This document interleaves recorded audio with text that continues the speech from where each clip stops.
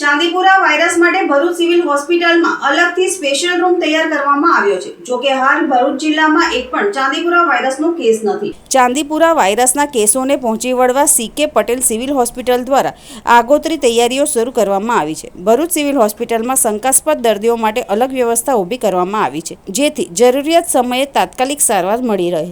હાલમાં ભરૂચ જિલ્લામાં ચાંદીપુરા વાયરસનો કોઈ પોઝિટિવ કેસ નોંધાયો નથી, પરંતુ આરોગ્ય વિભાગ દ્વારા તકેદારીના ભાગરૂપે સર્વેલન્સ અને જરૂરી પગલાં લેવામાં આવી રહ્યા છે। નાગરિકોને અપીલ કરવામાં આવે છે કે બાળકોમાં અચાનક તાવ, ઝટકા અથવા અસામાન્ય લક્ષણો દેખાય તો તાત્કાલિક તબીબી સલાહ લેવી।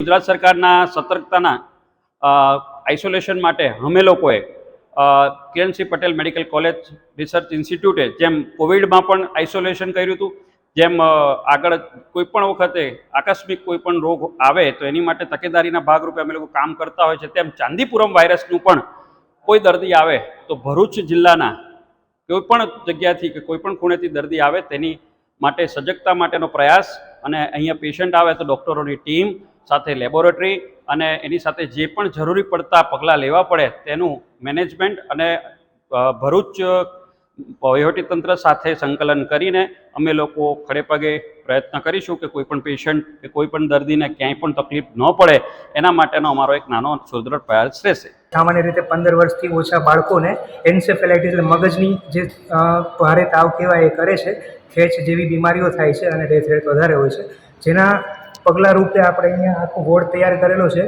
જો એ પેશન્ટ્સ આવશે તો તરત જ એને નીચેથી ઉપર લાવી અને એકદમ આઇસોલેટ કરી અને આ વોર્ડમાં આપણે ખુલ્લી જગ્યામાં રાખવામાં આવશે।